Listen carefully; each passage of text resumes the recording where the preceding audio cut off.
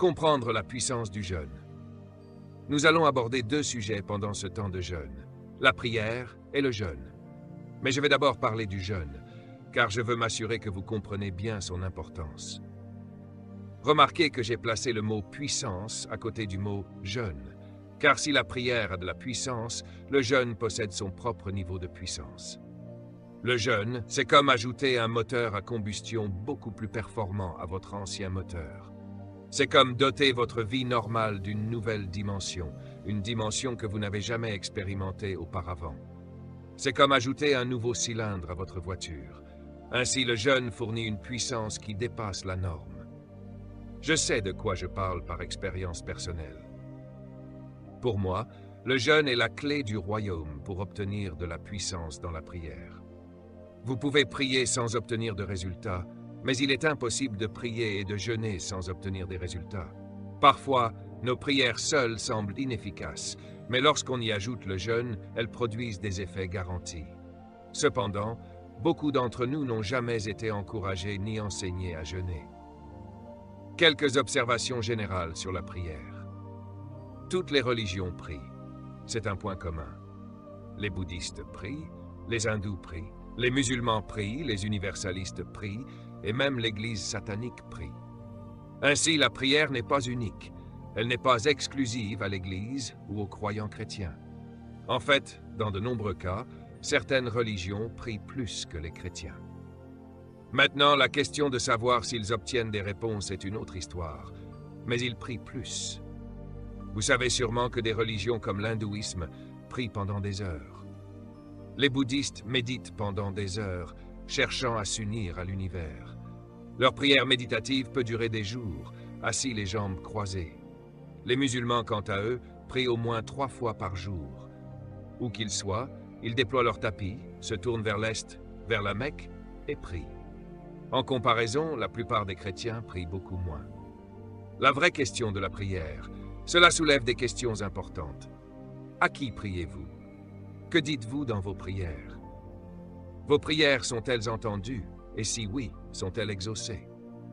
Jésus-Christ lui-même a dit aux pharisiens, « Vous priez et pensez que vous serez exaucés à cause de la multitude de vos paroles. » Il s'adressait ici aux chefs religieux du judaïsme qui priaient pourtant le Dieu que vous servez, Jéhovah. Pourtant, Jésus leur dit que leurs longues prières ne garantissent pas de réponse. Autrement dit, même un croyant qui prie Jéhovah peut ne pas voir ses prières exaucées. Ainsi, il ne s'agit pas uniquement des musulmans, des bouddhistes ou des hindous. Même les saints, appelés chrétiens, peuvent prier sans obtenir de réponse, car, comme Jésus l'a dit, ce n'est pas la longueur de vos prières ni la grandeur de vos mots qui impressionnent Dieu. La prière, un commandement, pas une option. La prière n'est pas une option pour nous, c'est une nécessité. Ce n'est pas un simple choix personnel, c'est un commandement divin. Dieu dit, tu prieras. Lorsque vous ne priez pas, vous désobéissez à Dieu. Vous vous apprêtez à vivre une expérience qui va plaire à Dieu, et lorsque vous apportez de la joie à Dieu, il accomplit ce qu'il a promis. La prière est donc un commandement, une loi spirituelle qu'il nous faut respecter. Cela m'amène au troisième point. La prière est l'expérience la plus commune pour le croyant. Ce que je veux dire, c'est que chaque fois qu'une personne donne sa vie au Seigneur, on lui dit qu'elle doit prier. Ainsi, chaque croyant est encouragé à prier. C'est la chose la plus courante que l'on s'attende à ce qu'il fasse. Mais voici le problème. La prière est le sujet le plus discuté, mais le moins pratiqué. Nous préférons chanter dans une chorale que prier. Nous préférons être à l'accueil à la porte plutôt que de passer du temps en prière. Nous préférons jouer d'un instrument dans l'église plutôt que de prier. Nous préférons travailler dans le département d'hospitalité ou dans la garderie plutôt que de consacrer du temps à la prière. En d'autres termes, nous sommes prêts à faire toute autre activité, mais surtout, ne nous demandez pas de prier. Nous avons relégué la prière à quelque chose que nous faisons occasionnellement lorsque quelqu'un nous fait nous sentir coupables de ne pas le faire. Mais j'espère que vous réaliserez que la prière n'est plus une option et que vous la verrez comme votre travail le plus important. Pourquoi les gens ne prient-ils pas? Voici ma réponse. À cause des résultats. ils ne voient pas de résultat. J'ai grandi dans un environnement religieux, tout comme vous, et je me suis toujours posé cette question. Pourquoi le dimanche matin, les bâtiments de l'église sont remplis de monde, et pour ceux qui célèbrent le sabbat, le samedi matin aussi? Pour les musulmans, pendant les moments de culte, tout le monde est à la mosquée. Mais lors des soirées de réunion de prière, il n'y a presque plus personne. Seules quelques femmes âgées, qui n'ont apparemment rien d'autre à faire, sont présentes. Nous les appelons intercesseurs. Ce que nous voulons dire en réalité, c'est qu'elles prient parce que nous ne prions pas. Les réunions de prière sont toujours les moins fréquentées dans toutes les églises. Vérifiez-le. Avoir autant de personnes dans une réunion de prière que celles qui sont ici représente parfois l'effectif d'une église entière. J'ai vu des églises avec beaucoup de monde le dimanche matin, mais seulement 10 personnes lors des réunions de prière. Pourquoi? Parce que les gens ne voient pas de résultats. Je pense que je suis comme vous. Si vous faites quelque chose encore et que cela ne fonctionne pas, vous finissez par arrêter. C'est logique, comme mettre de la monnaie dans un distributeur automatique et appuyer sur le bouton, mais rien ne sort. Vous essayez encore, mais après avoir perdu plusieurs pièces, vous décidez d'abandonner. Eh bien, pour beaucoup de gens, la prière est pareille. Ils prient, ils participent aux réunions de prière, mais ils ne voient aucun résultat. Ils ne reçoivent aucune réponse. Il n'y a aucune preuve tangible que Dieu écoute. Alors ils se disent, cela ne fonctionne pas, et ils arrêtent. Mais voici ce que j'appelle le principe de la prière. Lorsque vous étudiez la parole de Dieu et les actions de Dieu dans l'histoire, vous arrivez à une conclusion que John Wesley a magnifiquement exprimée. Il a dit, « Il semble que, sans Dieu, l'homme ne peut rien faire sur la terre. Mais sans l'homme, Dieu ne fera rien sur la terre. » Une belle déclaration. Sans Dieu, l'homme ne peut pas. Et sans l'homme, Dieu ne fera pas. Il y a des choses que Dieu veut accomplir sur la terre pour son royaume, mais il ne peut pas les faire sans l'homme. Et l'homme ne peut rien accomplir sans Dieu. En d'autres termes, la prière est vraiment un partenariat entre le divin et l'humain. Dieu a besoin de vous et vous avez besoin de Dieu. Le point ici, c'est que ce qui se passe sur la terre ne dépend pas uniquement de Dieu, mais de vous. Quand j'ai compris cela, j'ai décidé de devenir une réunion de prière ambulante. Je prie tout le temps. Je ne vais pas seulement à des réunions de prière, je suis une réunion de prière. Quiconque passe du temps avec moi m'entend prier en permanence. Je proclame la Seigneurie de Jésus dans mon environnement tout le temps. Pourquoi? Parce que Dieu ne peut rien faire sur la terre sans qu'un humain lui donne l'autorisation. Jésus a dit, « Là où 2 ou 3 s'accordent sur la terre pour demander quelque chose, cela leur sera accordé par mon Père qui est dans les cieux. » Cette simple déclaration a des implications profondes. Elle nous montre que le ciel veut accomplir beaucoup de choses sur la terre, mais qu'il attend que 2 humains s'accordent dans la foi et prient pour donner à Dieu la permission d'agir. Ainsi, la terre dépend du ciel pour accomplir des choses, mais le ciel dépend de la terre pour obtenir la permission d'agir. Ainsi, sans vous, Dieu ne fera rien. Cela m'amène au point numéro 3. La prière est réellement une autorisation terrestre pour une intervention céleste. Qu'est-ce que la prière? Réfléchissez à cette question. La prière, c'est l'homme qui donne à Dieu la permission d'interférer dans ses affaires par le biais de la foi. Dieu ne peut agir sur la terre que si vous croyez qu'il le peut. Jésus a dit « Qu'il vous soit fait selon votre foi ». Ainsi, ce qui se passe ici dépend de ce que nous croyons que Dieu peut faire. De nombreuses fois, lorsque Dieu rencontrait des humains, il leur expliquait ce qu'il voulait accomplir, puis leur demandait « Crois-tu que je peux le faire ?» Le mot « croire » en grec est « pistis », qui est traduit par « foi ». Selon votre foi, cela sera fait. Un jour, la Bible raconte que Jésus est allé dans sa propre ville, Nazareth, mais il n'a pas pu accomplir de miracle, parce que les gens ne croyaient pas en lui.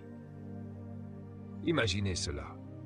Toute la puissance de l'univers était présente dans un corps, marchant dans votre village, mais incapable de vous guérir, car vous ne croyez pas. Ce que l'homme fait peut soit bloquer Dieu, soit lui permettre d'agir. Dans les 3 prochaines semaines, vous allez devenir ce que j'appelle un canal de plus en plus large pour que Dieu puisse agir à travers vous. Quelque chose de bon va se produire sur la terre dans les 3 prochaines semaines, mais si nous ne nous rassemblons pas et ne sommes pas d'accord, Dieu ne pourra pas libérer ce qu'il veut faire sur la terre. Ainsi, nous lui donnons l'autorisation. Cela m'amène au point numéro 4. La prière n'est pas une option, c'est une nécessité. La nécessité signifie que Dieu dépend de vous pour lui soumettre des requêtes afin qu'il puisse accomplir ce qu'il a toujours voulu faire sur la terre. C'est pourquoi, la plupart du temps, lorsque la prière est mentionnée dans la Bible, elle est accompagnée d'une condition. Prenons par exemple ce verset que les religieux citent souvent lorsqu'ils veulent que Dieu agisse dans leur pays. « Si mon peuple ». Remarquez que cela commence par « si », une condition. Mais beaucoup ne lisent pas le verset en entier. Si vous vous détournez de vos mauvaises voies, ils veulent que Dieu guérisse leur terre, mais négligent les autres conditions. Il est nécessaire de prier pour que Dieu accomplisse sa volonté. C'est pourquoi lorsque nous parlons des clés du royaume, écoutons les paroles de Jésus. Dans Matthieu chapitre 6 verset 5, Jésus, au début de son ministère, a établi cette priorité. Quand vous priez. C'est suffisant pour moi. Jésus ne dit pas « si vous priez ». Il dit « quand vous priez ». Quand il dit cela, il part du principe que vous allez prier. Jésus considère cela comme une certitude, pas une option. Cependant, beaucoup relèguent la prière à un petit groupe de personnes qu'ils appellent intercesseurs. Dans les églises, on imagine souvent que les intercesseurs sont des professionnels de la prière, des personnes qui prient à notre place. Mais personne ne peut prier à votre place. J'ai été choqué lorsque j'ai découvert ceci. Il n'y a aucun ministère d'intercession dans la Bible. J'ai étudié cela à fond. Dieu m'a dit, la prière n'est pas un don. Pourquoi? Parce que tout le monde est censé prier. Nous aimons les intercesseurs parce qu'ils nous permettent d'échapper à notre propre responsabilité. Mais ce n'est pas la volonté de Dieu. Jésus a dit, tous les hommes, en tout lieu, doivent prier. La prière n'est pas réservée à quelques spécialistes. C'est une nécessité pour tous. Ne vous méprenez pas. Il est bon que des gens prient pour vous, et je remercie Dieu pour ceux qui prient pour moi. Mais ils ne peuvent jamais remplacer votre propre prière. J'espère que ce jeûne changera votre attitude envers votre vie de prière. La prière est une nécessité. Je veux insister sur ce point pour que vous vous en souveniez, car certains d'entre vous ont des livres sur la prière chez vous, mais ces livres sont comme des livres de cuisine. Combien d'entre vous ont des livres de cuisine? Soyez honnêtes, levez la main. Maintenant, utilisez-vous réellement ces livres de cuisine? Ne mentez pas, vous savez que vous ne les utilisez pas. Ces livres restent dans vos maisons pendant des années, avec des recettes puissantes pour produire de magnifiques plats, mais vous ne les utilisez pas. De la même manière, avoir une recette et cuisiner un gâteau sont deux choses différentes. Étudier la prière et prier sont différents. Avoir un bon livre sur la prière écrit par Charles Finney ou Oswald Chambers, c'est bien, mais eux, ils priaient. Posséder leurs livres pour décorer votre table basse ne signifie pas que vous priez. Les livres sur la prière ne sont pas là pour être admirés, ils sont là pour être utilisés. Ne vous contentez pas d'étudier la prière, priez. Ne vous contentez pas de lire sur la prière, priez. N'écoutez pas seulement les témoignages des autres sur la prière, priez. C'est ce que Dieu attend de vous. Qu'est-ce que la prière? Nous approfondirons cela plus tard, mais je veux vous donner une définition maintenant. La prière, c'est la pétition. Une pétition est un appel légal ou une demande adressée à une autorité gouvernementale basée sur un droit constitutionnel protégé par la loi. En d'autres termes, prier, c'est faire appel à un droit légal. Cela signifie que vous ne pouvez pas mendier. La prière n'est pas une supplication désespérée, mais un appel basé sur des droits légaux. Dieu, durant ces 3 prochaines semaines, ne veut pas que vous veniez autour de son trône pour mendier quoi que ce soit. Il veut faire des affaires avec vous. Il a des choses à accomplir sur terre et vous vous préparez à travers ce jeûne pour devenir un canal par lequel il pourra agir. J'ai appris l'importance du jeûne en observant ma mère et mon père, surtout ma mère. Elle avait des livres écrits par des hommes comme Schambach, A. Allen et Oral Roberts. Je voyais la puissance spirituelle qu'ils avaient et je voulais cela. Ces hommes disaient qu'il fallait payer un prix, et j'ai commencé à comprendre cela et à jeûner moi-même en tant qu'adolescent. Ma vie a été transformée lorsque j'ai jeûné pour la première fois pendant 7 jours. C'est pendant ce jeûne que j'ai écrit un chant intitulé « Living with Jesus on the other side ». Le jeûne, c'est comme un déboucheur pour la vie humaine, comme un produit de nettoyage pour les canalisations.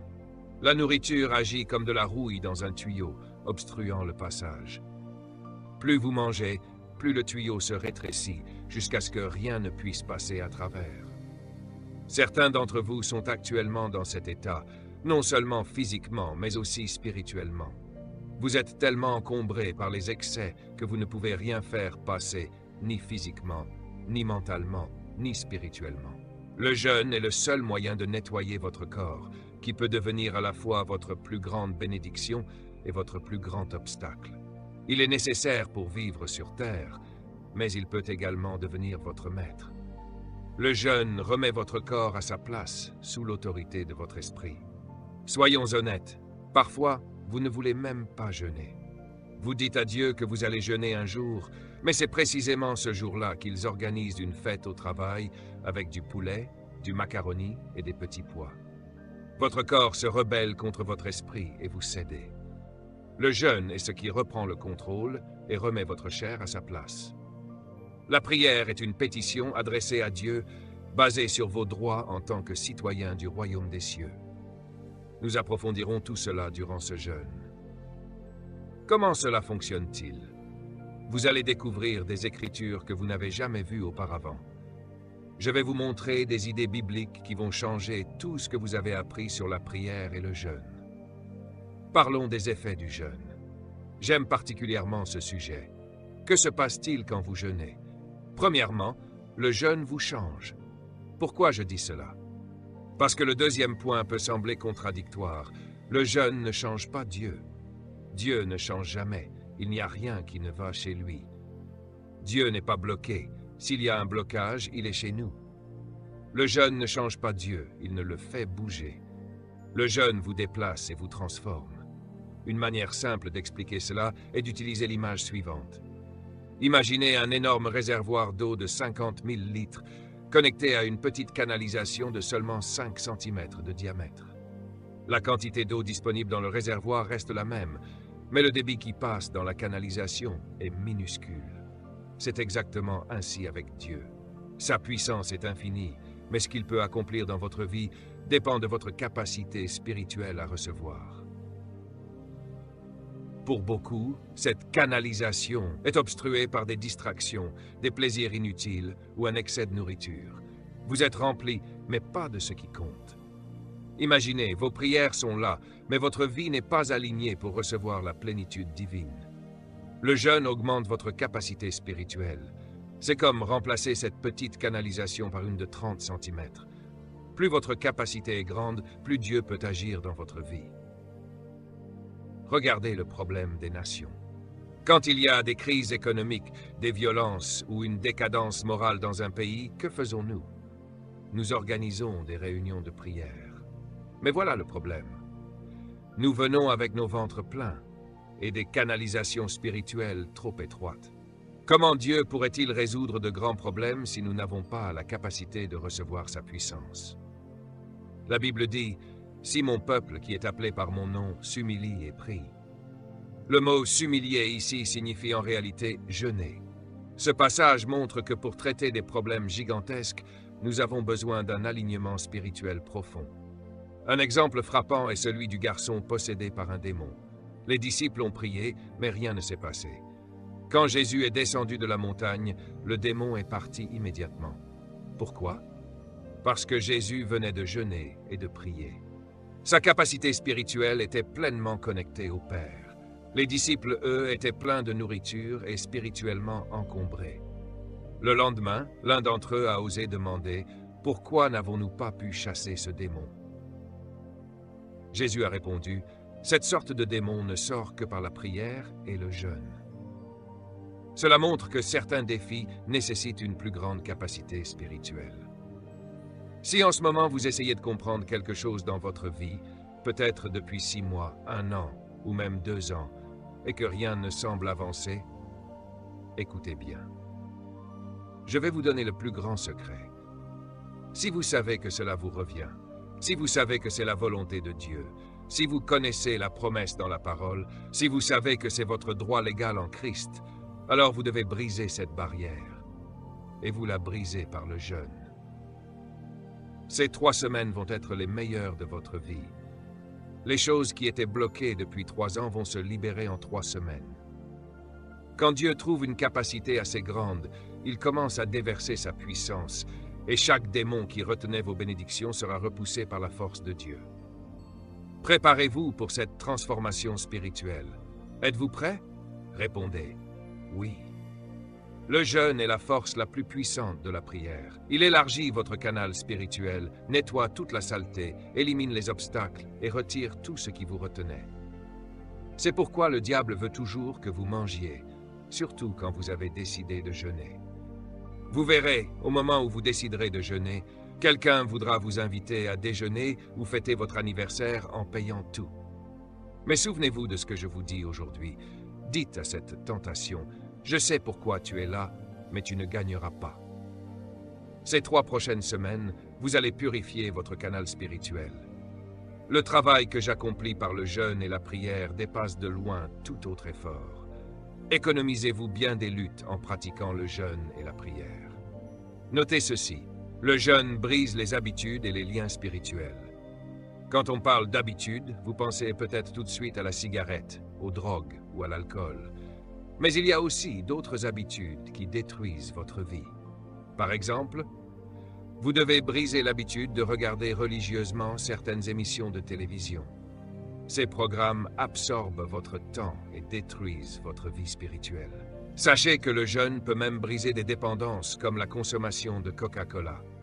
Chaque canette contient l'équivalent de 10 cuillères à soupe de sucre, assez pour provoquer une réaction diabétique. Pourtant, beaucoup se disent « Je ne peux pas me passer de mon Coca ». Le jeûne brise ces chaînes. Si vous luttez avec des habitudes destructrices comme la pornographie, engagez-vous dans un jeûne sérieux. Le Saint-Esprit a le pouvoir de briser cette emprise mentale. La prière seule ne suffit pas toujours, mais le jeûne, oui. Même dans les relations conjugales, le jeûne peut restaurer l'ordre.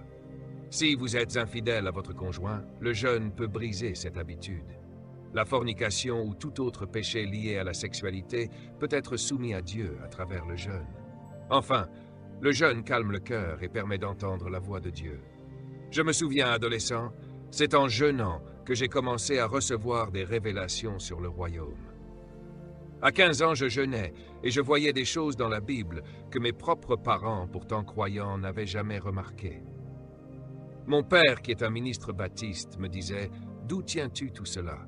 Tu n'as pas appris ça dans notre église. » Et je lui répondais « Non, papa, j'ai appris cela pendant mes périodes de jeûne. » Savez-vous que chaque fois que vous mangez, votre estomac met 6 heures à digérer? Pendant ce temps, votre cerveau est engagé et ne peut pas se concentrer sur autre chose. C'est une des raisons pour lesquelles Dieu peut vous parler plus clairement quand vous jeûnez. Avant de passer un examen, vous ne devriez pas manger. Saviez-vous cela? Vous n'avez pas besoin de nourriture avant un examen, car votre attention doit être totalement consacrée à la mémoire. C'est pourquoi certains échouent. Ils mangent juste avant de passer l'examen, pensant que cela va les aider. Mais non, le petit déjeuner peut ruiner votre performance. Je suis sérieux. Une fois que vous mangez, votre corps commence à travailler, même après avoir avalé. Lorsque j'étais à l'université, je jeûnais avant chaque examen, et cela m'a permis d'exceller. Parce que, sans distraction, votre esprit est totalement concentré. Le jeûne apaise le cœur et vous permet d'entendre Dieu. Il réduit les distractions. Je vous le promets, mesdames et messieurs, les 3 prochaines semaines seront plus paisibles que les 5 dernières années. Le jeûne calme votre esprit, parce que votre esprit devient plus important que votre corps. Et lorsque votre esprit prend le contrôle, il n'a pas de problème. Seul votre mental en a. Mais une fois que votre esprit prend le dessus sur votre mental et votre corps, il leur impose la paix du royaume. Au 8e jour de jeûne, vous commencez à devenir aimable avec tout le monde. Vous ressentez une pureté dans votre vie et vous voyez les gens avec clarté. Une paix vous habite. La plupart du temps, quand nous sommes irrités, c'est parce que nous avons besoin de quelque chose que nous n'avons pas encore. Mais en jeûnant, tout change. Le jeûne favorise également une intimité divine. J'attends chaque période de jeûne avec impatience, car elle me rapproche de Dieu. Pendant ce jeûne, je sanctifie mon esprit, et je vous encourage, vous aussi, à aimer le jeûne. En renonçant à vos désirs corporels, vous attirez Dieu vers votre esprit. Vous dites à Dieu qu'il est plus important que tout, même que vos repas préférés. Dieu aime qu'on lui montre qu'il est numéro 1. Cette semaine, nous lui déclarons « Tu es le numéro 1 pour cette année entière ». Et nous le prouvons en mettant nos désirs de côté pour chercher sa face. Dieu promet « Vous me chercherez et vous me trouverez si vous me cherchez de tout votre cœur ». Si vous cherchez une intimité avec Dieu, vous êtes sur la bonne voie.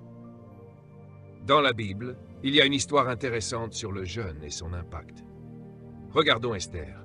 Elle faisait face à un problème national. Un décret gouvernemental exigeait la destruction de son peuple. Mais Esther a compris quelque chose. Elle savait que la prière seule ne suffisait pas. Elle a dit « Je vais jeûner 3 jours, sans nourriture ni boisson, avec mes servantes, et je veux que tout le peuple fasse de même. » C'était un jeûne collectif, un acte puissant. Parfois, nos prières ne suffisent pas à briser certaines barrières. Mais avec le jeûne, des solutions que vous n'avez jamais envisagées deviennent possibles. Préparez-vous. Dans les 3 prochaines semaines, Dieu va accomplir des choses que personne ne pourra arrêter. Tout le monde parle d'Esther, mais ils ne lisent pas ce verset. « Je suis venu au royaume pour un temps comme celui-ci. » Oui, mais qu'allez-vous faire maintenant que vous êtes dans le royaume? Elle était dans le royaume, dans le palais, mais elle a dû jeûner pour que les choses se réalisent. Mesdames et messieurs, si vous êtes une reine dans le palais, quelle nourriture ne pouvez-vous pas avoir? Vous pourriez tout commander. C'est incroyable. Je me demande comment elle a dit à son mari « Je ne mange pas aujourd'hui ». Elle était reine, avec toute cette nourriture à disposition. Esther a compris qu'elle devait agir pour rendre sa prière efficace. J'aime Esther parce qu'elle n'a pas dit simplement « Jeûnez pour moi » sans rien faire. Elle n'a pas juste délégué cela à des intercesseurs. Non, elle a pris la responsabilité personnelle de cette consécration. Elle a dit « Quand cela sera fait, j'irai voir le roi, même si c'est contraire à la loi. » Quand vous savez que vous avez tout donné à Dieu, que vous avez suivi ses instructions à la lettre, alors vous pouvez entrer en toute assurance et dire « Je mérite cette bénédiction ». Nous avons des témoignages de personnes qui ont jeûné l'année dernière et qui ont obtenu des promotions après cela. Certaines choses ne peuvent être obtenues que par le jeûne. Esther savait que si elle se présentait sans jeûner, elle risquait la mort. Mais elle a payé le prix pour éliminer toute résistance à sa réussite. Dites à votre voisin, c'est le moment. Je vais jeûner tout au long de l'année, loué soit Dieu. Chaque fois qu'il y a un obstacle, n'allez pas au restaurant. Si vous faites face à une résistance, n'allez pas au restaurant. Votre clé, c'est le jeûne. Elle a dit, si je péris, je péris. Elle avait payé le prix. Voici un autre verset intéressant, Psaume 109. David dit au verset 24, « Mes genoux fléchissent à cause du jeûne, mon corps s'amaigrit. » David était un homme politique, un roi. Il pouvait manger tout ce qu'il voulait. Mais il savait que pour gouverner Israël, il avait besoin de la puissance de Dieu. Dieu a dit que David était un homme selon son cœur. Pendant ce jeûne, je prie que Dieu dise la même chose de vous. C'est mon fils, c'est ma fille, ils sont selon mon cœur. Un autre passage se trouve dans Jérémie chapitre 3, verset 9. Le roi Jéhoïakim a proclamé un temps de jeûne pour tout le peuple. Après cela, la bataille qu'il menait a été gagnée. Cela signifie que quand nous donnons à Dieu des canaux propres, nos vies purifiées par le jeûne, il agit puissamment. Nous allons donner à Dieu ces canaux au cours des 3 prochaines semaines. Dieu va guérir nos terres.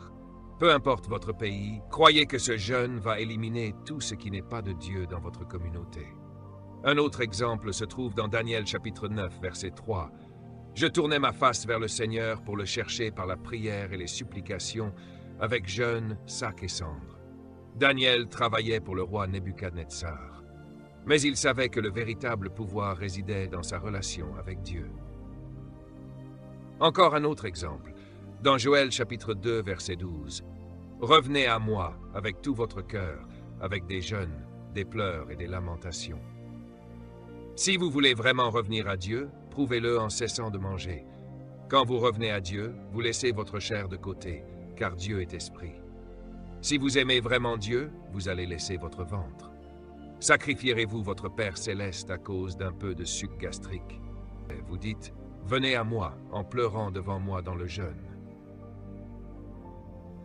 Quelques autres versets. Jérémie chapitre 18, verset 7, lisez, « Si à un moment donné je décrète qu'une nation ou un royaume sera déraciné, renversé et détruit, dit Dieu, et si cette nation que j'ai avertie se repent de son mal, alors je reviendrai sur ma décision et je n'infligerai pas le désastre que j'avais prévu. » Dieu dit, « J'ai déjà décrété une pression sur vous, Bahama. Vous m'avez désobéi, cette nation sera détruite.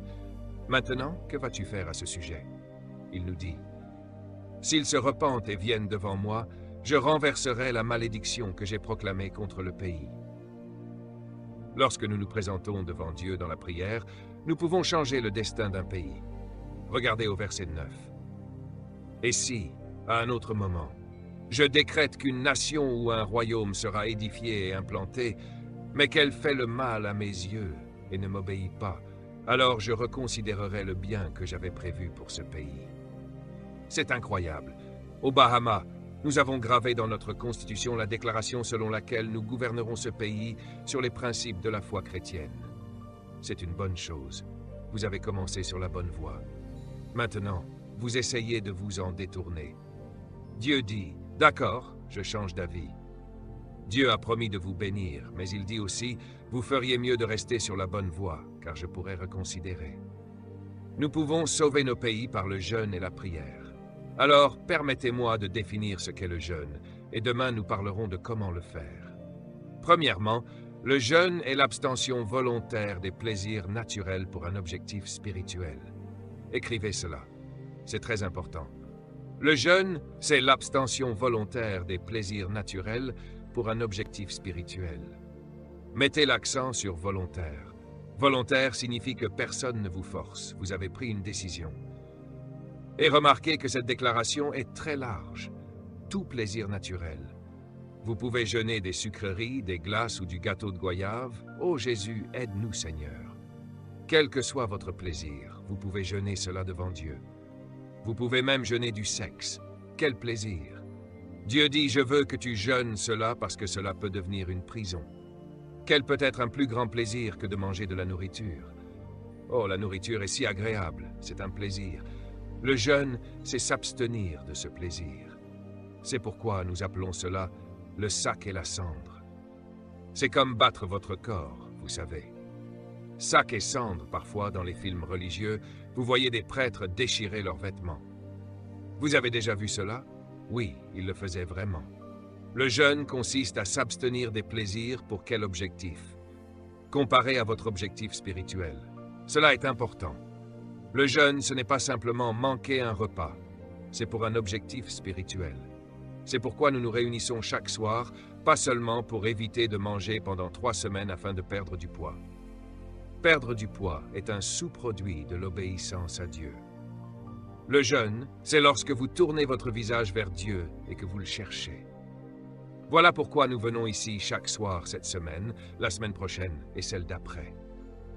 Nous ne sommes pas ici juste pour arrêter de manger, nous sommes ici pour chercher Dieu. Quand vous rentrez chez vous, éteignez votre télévision. Pourquoi? Parce que vous êtes en jeûne. Vous ne vous asseyez pas pour bavarder ou avoir des conversations futiles pendant le jeûne.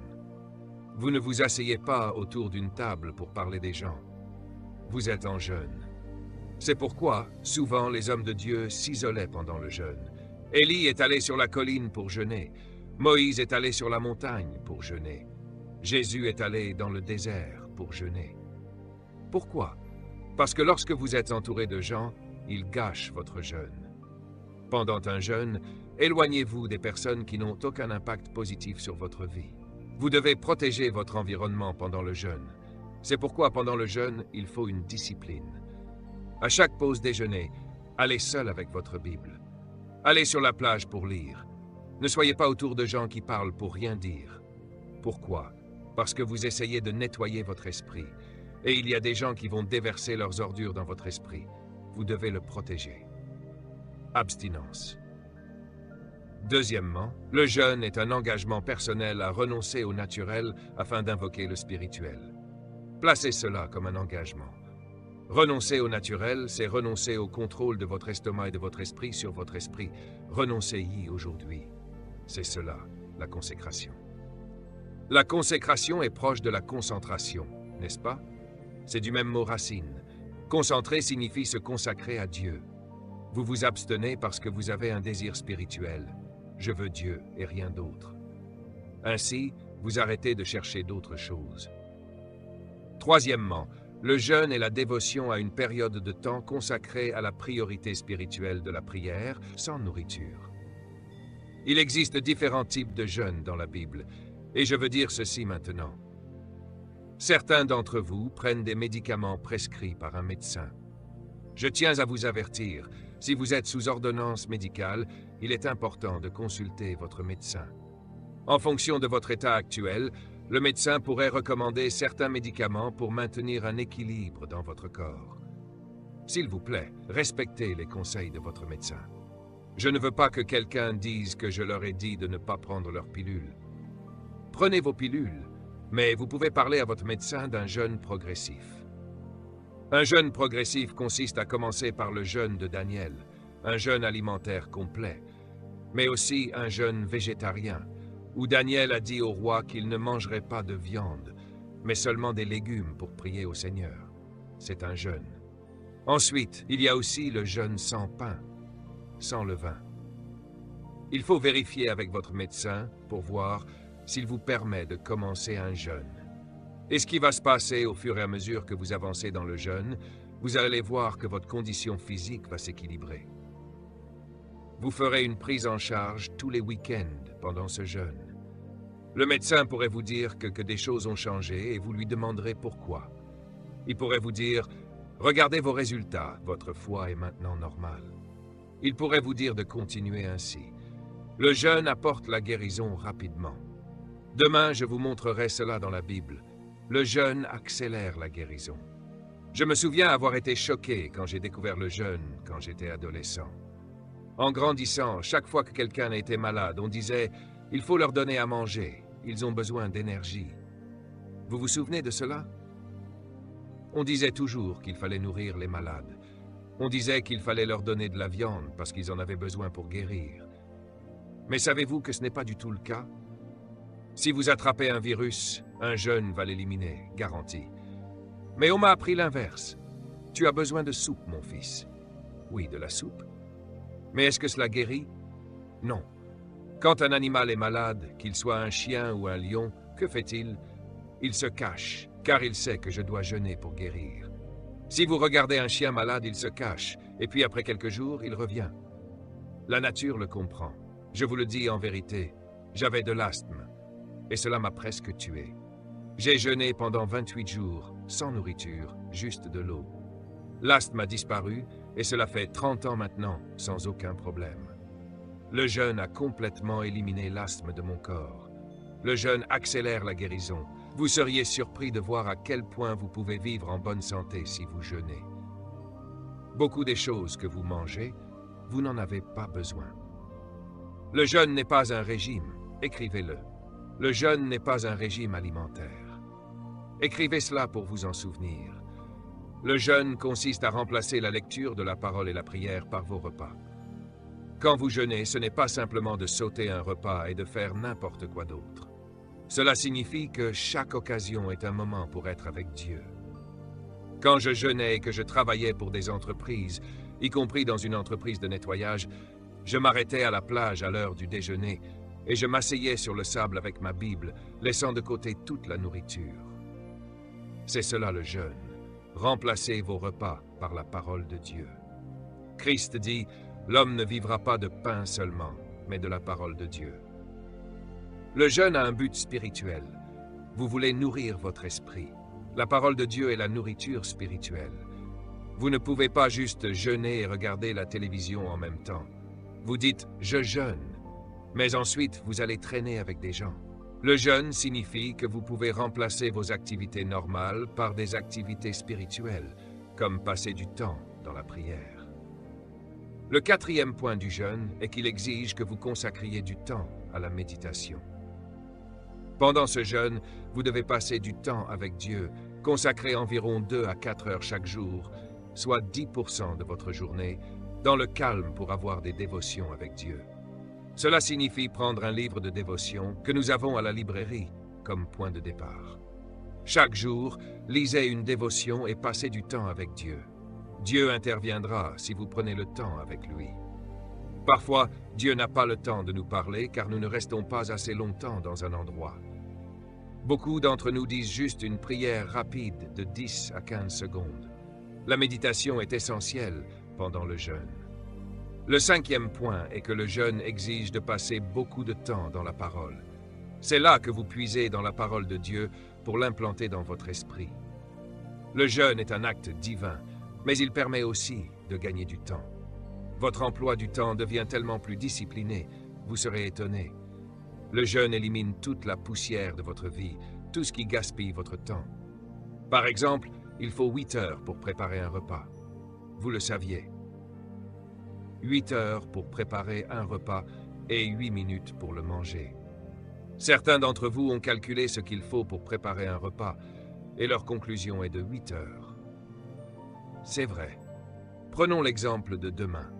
Vous allez préparer un repas pour votre famille. Vous commencez à y penser dès maintenant. Demain, je vais cuisiner du poisson pour les enfants. Vous commencez à planifier dans votre tête. Ensuite, vous allez au magasin pour acheter les ingrédients. Vous devez ranger les courses, puis vous vous assurez d'être à la maison à temps pour commencer à cuisiner. Vous commencez à couper, hacher, préparer. Au total, ce sont 8 heures de réflexion, de planification, de préparation et de cuisson. Lorsque vous jeûnez, vous récupérez tout ce temps. Je fais plus de travail pendant un jeûne que pendant toute l'année. Parce que le jeûne vous donne du temps pour penser, il élimine les distractions. Vous avez du temps pour que Dieu vous donne des instructions et vous fasse économiser du temps.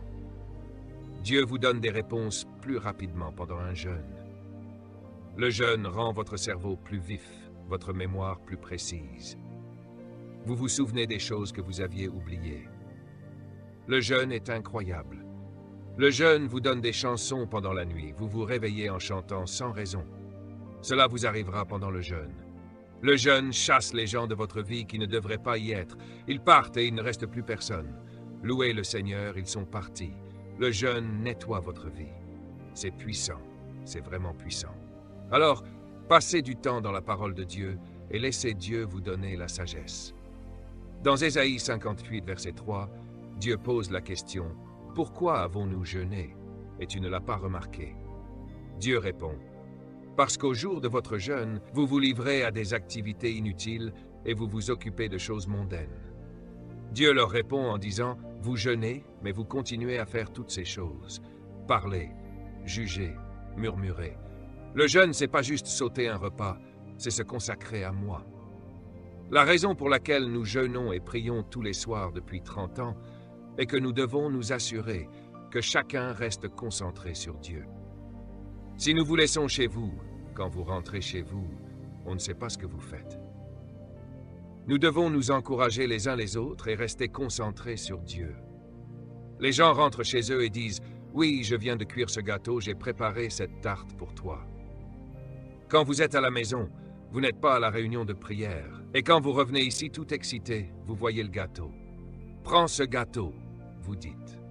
Pourquoi? Parce que vous avez perdu votre concentration sur Dieu. Mais si vous restez chez vous sans nourrir votre esprit et que voici un gâteau à la carotte avec des noix sur le dessus, encore chaud, vous commencez à dire un petit morceau ne fera pas de mal. Oui, je connais ça. Moi aussi, j'ai été là, j'ai souvent fait des contradictions. Qu'est-ce que tu fais là? Désolé, c'était juste un petit moment de faiblesse. Vous devez toujours protéger votre environnement. Il dit que vous faites ce que vous voulez, vous exploitez vos travailleurs, vous jeûnez, mais vous êtes en conflit. vous vous disputez et vous vous frappez avec méchanceté. Certaines personnes dans vos bureaux, dans vos maisons, se battent alors qu'elles devraient commencer par changer leur attitude. Regardez la dernière partie de ce qu'il dit. Vous ne pouvez pas jeûner comme vous le faites aujourd'hui et attendre que votre voix soit entendue dans les cieux. Je repose mon cas. Il est possible de gaspiller son temps en jeûnant si vous ne le faites pas correctement. Ce n'est pas juste s'abstenir de nourriture, c'est pour un but spirituel. Vous avez une raison de mettre de côté l'assiette. Vous poursuivez l'assiette de Dieu. Cela fait partie de ce que dit Matthieu 4, 2. Après avoir jeûné 40 jours, Jésus eut faim. Votre corps peut survivre sans nourriture pendant 40 jours. Le saviez-vous? Sans nourriture, il peut survivre avec de l'eau pendant 3 jours, puis il commence à mourir. Il peut survivre 40 jours sans nourriture avant d'avoir faim. Aucun humain n'a jeûné plus de 40 jours. Aucun. Parce que votre corps est conçu par Dieu pour vivre sans substance pendant 40 jours. Après 40 jours, votre corps commence à se nourrir de lui-même, c'est ce qu'on appelle la famine. La famine ne commence qu'après 40 jours. Donc, lorsque vous ressentez la douleur demain à 12 heures, au milieu de la journée, arrêtez de dire « je suis en train de mourir de faim ». Non, non, rappelez-vous, la faim ne survient qu'après 40 jours. Ce que vous ressentez maintenant, c'est pas la faim. Si vous n'avez pas mangé depuis 4 jours, ce que vous ressentez, c'est l'habitude. Les sucs gastriques. Votre corps réagit à l'habitude de manger des choses que vous avez ingérées par habitude. Vous allez constater que chaque fois que vous avez pris un repas à un moment précis, vous ressentirez le besoin de manger. Par exemple, si vous prenez toujours votre petit déjeuner à 8 heures, demain à 8 heures, vous ressentirez des symptômes. Que devez-vous faire? Buvez de l'eau. Cela vous aidera à diluer l'acide qui brûle. Ce n'est pas le diable ni des démons, c'est simplement l'acide. Demain, je vais vous expliquer ce que vous pouvez attendre d'un jeûne. D'accord? Alors tenez bon jusqu'à demain, et tout ira bien. Le jeûne est très prévisible. Vous savez ce qui va se passer et je vais vous expliquer en détail ce qui peut se produire. Mais vous ne mourrez pas de faim avant 40 jours. Ne dites donc pas que vous mourrez de faim tant que vous n'avez pas jeûné pendant 40 jours. Matthieu 6, 16, 18 dit « Lorsque vous jeûnez, ne prenez pas un air triste comme les hypocrites, car ils se rendent le visage tout défiguré pour montrer aux hommes qu'ils jeûnent. En vérité, je vous le dis, ils ont leur récompense. Mais toi, lorsque tu jeûnes, parfume ta tête et lave ton visage. Pourquoi? Parce que vous ne jeûnez pas pour plaire aux gens, vous jeûnez pour votre Père. Vous cherchez son visage, pas l'opinion des autres. » Matthieu 6, 17, 8 continue. « Mais toi, quand tu jeûnes, parfume ta tête et lave ton visage, pour que ce ne soit pas visible aux hommes que tu jeûnes, mais seulement à ton Père qui est dans le secret. Et ton Père, qui voit dans le secret, te récompensera publiquement. » Les résultats de votre jeûne, ce sont eux qui vont les voir. Ils n'ont pas besoin de voir que vous jeûnez. Ils verront les preuves que vous avez tourné votre visage vers Dieu. 2 Chroniques 20, lisez à voix haute. À l'armée, Josaphat résolut de consulter l'Éternel et il proclama un jeûne pour tout Juda. Josaphat était l'un des plus grands rois d'Israël. À chaque problème, il le résolvait par le jeûne. Il a appelé à un jeûne. Je suis ici pour dire que nous devons tous jeûner. Voici notre signe. Le temps viendra où l'époux vous sera enlevé, et ce jour-là, vous jeûnerez. L'époux est parti, donc nous devons jeûner. Acte 13, 2, lisez à voix haute. Pendant qu'il rendait un culte au Seigneur et jeûnait, le Saint-Esprit dit « Mettez à part Barnabas et Saul pour l'œuvre à laquelle je les ai appelés. » L'église à laquelle Paul appartenait ne se contentait pas de prier, elle jeûnait. Pendant ce jeûne, Dieu allait peut-être me montrer en tant que leader qui je devais ordonner. Cela arrive pendant un jeûne. La plupart des gens que j'ai nommés dans ce ministère sont passés par un jeûne, car Dieu vous parle et vous donne le discernement sur des choses que vous ne pouvez pas obtenir avec un estomac plein. Paul a été choisi, son nom a été changé de Saul en Paul. Il a été choisi pendant un jeûne par son Église pour partir. Acte 14, 23, lisez. Paul et Barnabas désignèrent des anciens pour eux dans chaque Église, et après avoir prié et jeûné, ils les commirent au Seigneur en qui ils avaient cru. Paul comprenait que la prière seule ne suffisait pas. Quand il s'agit de choisir des personnes, vous devez avoir de la puissance, discerner les gens, discerner le monde spirituel et entendre la voix de Dieu. Certains d'entre vous veulent se marier. Quelqu'un vous dit qu'il vous aime, mais vous allez trop vite. Je suis sérieux. Vous devez vous purifier par le jeûne, car votre esprit et votre chair peuvent vous tromper. Les gens disent « je t'aime », mais quand vous vous réveillez le matin, vous réalisez « qu'est-ce que c'est ?» Je suis sérieux. Vous devez entendre la voix de Dieu quand vous choisissez des gens dans votre vie. Parfois, on vous offre un poste dans un travail, et ça a l'air bien. Ils vous disent « donne-moi quelques jours ». Alors allez jeûner. Nous ne faisons pas ces choses, mais c'est ça, interroger l'Éternel.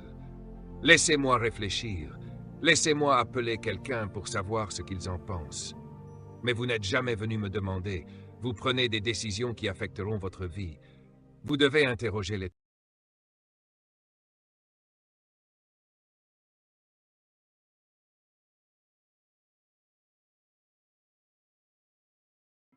Cela coûte cher. Mais cela en vaut la peine. Quand je marche à travers la vallée de l'ombre de la mort, je ne crains véritable preuve de la présence du Saint-Esprit dans une vie est la puissance. Votre vie doit être contrôlée par ce qui est bénéfique. Ne pleurons jamais lorsque nous sommes confrontés à des défis. Nous nous tenons debout et regardons le diable droit dans les yeux et disons, quoi que tu fasses, je suis plus que vainqueur.